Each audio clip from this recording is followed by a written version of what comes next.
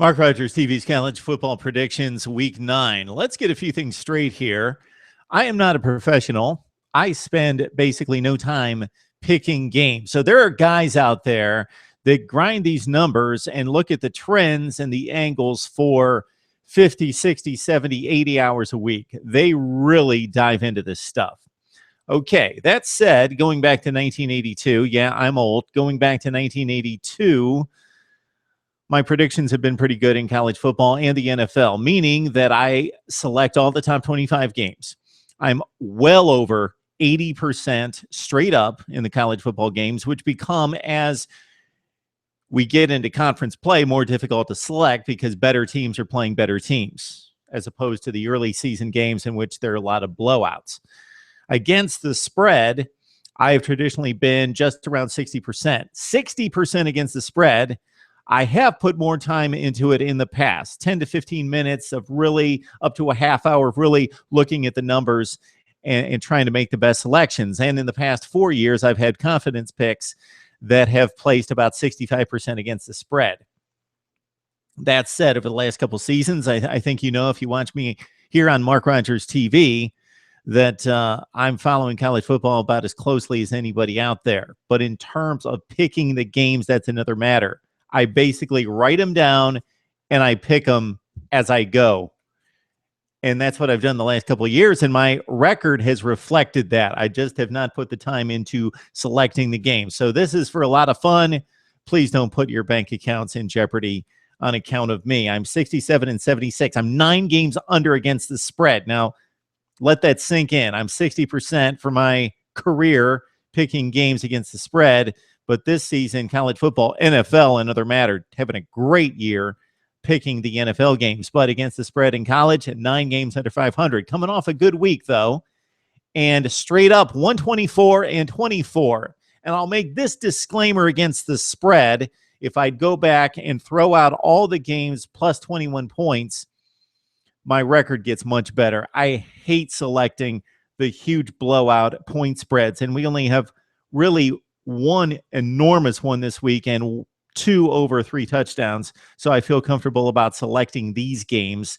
I probably will throw those out next year. It will improve my record tremendously because I've said it 1,000 times. You don't know who's going to be playing in the fourth quarter. You don't know how hard they're going to be playing, and you don't know what the coach is going to call. Is he going to be conservative with a big lead, or is he going to go for the jugular? All right, let's get to the week 9 selections. I like 3 confidence plays. And last week, my confidence picks were 3-1 against the spread. Texas A&M let me down with 5.5 points against Ole Miss. Otherwise, USC +4. Plus, I picked the Trojans to win outright against Utah. Duke plus the 3 against Virginia Tech, and also Ohio State covering 21 against poor Rutgers. Okay, this week, right off the bat, I know this could be a trap game. Even some national pundits have considered this and labeled this as a trap game. I don't like on the surface that I like 3 heavy favorites on the road. That's usually trouble, but I'm going to go with it anyway. Clemson's a 10-point favorite against North Carolina State. The Tigers demolished Miami, and we sometimes overreact to scores from the previous week. Clemson coming off a game in which they looked perfect. 58-0 against a Miami team that has the huge problems we know about. Going to NC State, a team that has not played well against any decent football teams this year. This Clemson team is different. They go on the road against North Carolina State. They cover 10 points. They are too talented not to cover a 2-score game. And I believe Dabo Swinney has the attention of this football team. They will be businesslike at North Carolina State and win this game by more than 10 points. That's a confidence pick. Almost pulled a confidence pick in Iowa hosting Maryland. If this game was in College Park, I probably would have. Maryland's playing better football under Mike Locksley. They go up against Iowa. I have no misgivings about picking Iowa to go to 8-0 against a bad Maryland team, possibly the worst team in the Big Ten.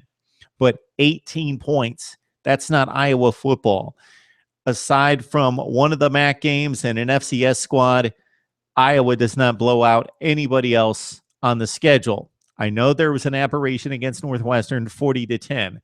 Iowa is not going to cover the spread against Maryland. Take Maryland plus the 18 against Iowa.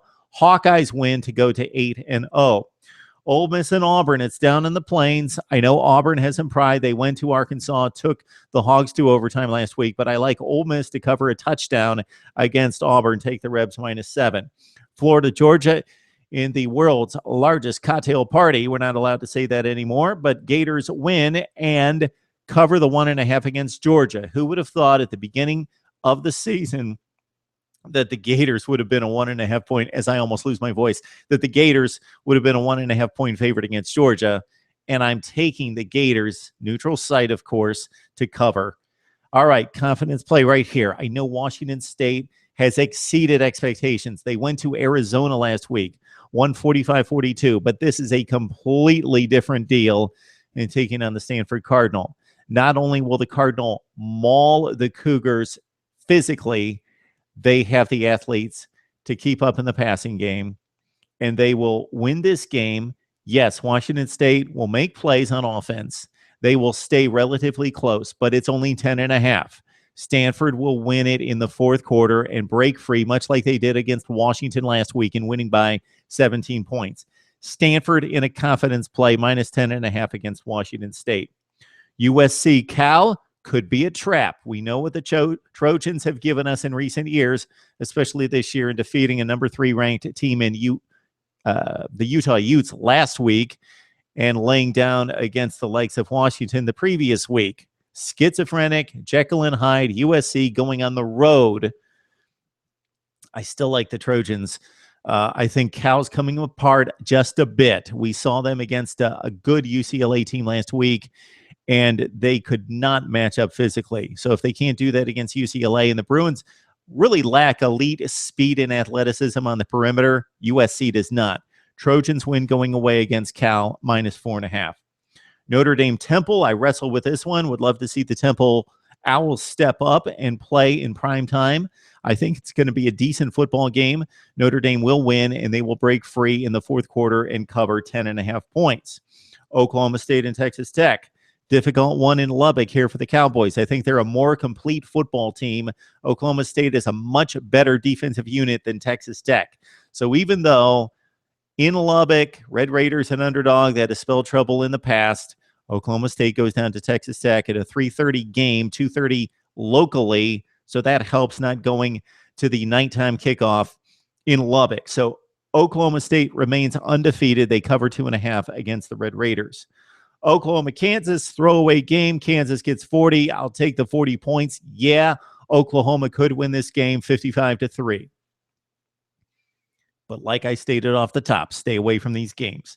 Oklahoma wins, Kansas plus the 40. If you're going to give me close to 6 touchdowns, take it. Houston, Vanderbilt. Interesting game at Houston with an SEC team in the middle of the conference slate going on the road to Houston. Vanderbilt defeated Mizzou. Causes me some reservation on this pick. Cougars stay undefeated. They're too talented passing the football not to win against a Vanderbilt team that is very restricted offensively. Vandy will bring the defense. This is going to be a decent game. Therefore, I take the Commodores plus 11.5 points on the road against Houston. Cougars win. Utah bounces back in a big way against Oregon State. So Seth Collins may not play for Oregon State. That spells all kinds of trouble. Again, Utah bounces back from the disappointing loss at the Coliseum last week. They cover 26.5 against the Beavers. Florida State, Syracuse. See all sorts of upset picks here with the Orange. I don't think so. Florida State, too good athletically. If they had to go to the Carrier Dome, that might be another matter. They don't. 16.5 points, and I actually like Florida State to cover 16.5 points coming off a loss against Syracuse. Duke, Miami. Call it a hunch here. Yes, Duke wins at home. If it was in South Beach, I might reconsider and pull the trigger. I like Miami to cover 12.5 points here. I think they come back even without Brad Kaya. The backup quarterbacks had a week to practice. He played against Clemson last week. He's a very talented kid. Canes plus 12.5. Duke wins the game to remain in first place along with North Carolina in the Coastal Division. Michigan, Minnesota. I love this game. I know it's on the road in Minnesota, but the Gophers, aside from that opening Thursday night against TCU in which they played the Horned Frogs very close on the scoreboard at 23-17, but really were dominated or controlled in much of that game, but made some plays to stay in the game, and again, only lost 23-17. Aside from that, Minnesota has been beaten down by any decent team they played, i.e. Nebraska a couple of weeks ago, 48-25. Minnesota is not a good football team right now. They lose their head coach, Jerry Kill. We can play psychologist and try to determine which way a team's going to react. Are they going to fall and not react positively on the football field without their leader, or do they fight and scratch and claw and be extra motivated and play for Jerry Kill? Michigan's too good defensively. Minnesota will not be able to score in this game. Michigan covers 13 points at Minnesota. That's a confidence pick. And finally, UCLA, Colorado. The line has gone from 18 to 21.5. I don't like that. UCLA went to Colorado last year, and it took overtime to defeat the Buffs in Boulder. This time around, the Bruins. This is a tentative pick. I have to select somebody. I don't like the 21.5 points, but the Bruins get the job done at the Rose Bowl and cover against the Buffs. Week 9 of selections. I'd like to hear from you as well on your picks right here on Mark Rogers TV.